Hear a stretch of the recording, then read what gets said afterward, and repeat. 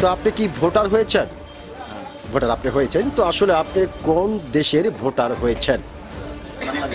বাংলাদেশের ভোটার আপনি হয়েছেন, আপনাকে অসংখ্য ধন্যবাদ। তো যেহেতু আপনি বাংলাদেশের প্রচণ্ড একটি সাহসী মানুষ এবং বাংলাদেশের ভোটার, বাংলাদেশের নাগরিক, সেই ক্ষেত্রে একটি বিষয় আপনার কাছ থেকে জানতে চাই। বিষয়টি হলো, এইবার বাংলাদেশের সরকার কে হতে পারে?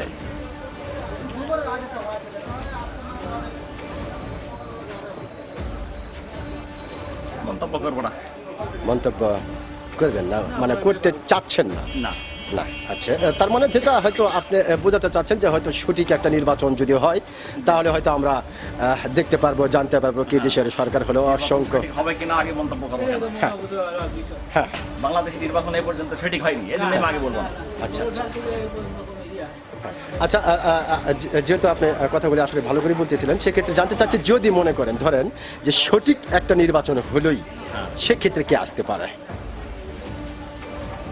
সঠিক একটি নির্বাচন হলো এবং বাংলাদেশের যতগুলি রাজনৈতিক দল আছে এবং সমস্ত রাজনৈতিক দলগুলি যদি এই নির্বাচনে যদি অংশগ্রহণ করে, সেই ক্ষেত্রে কে আসতে পারে? ইসলামী দলগুলোর ঐক্যের কথা শুনতেছি।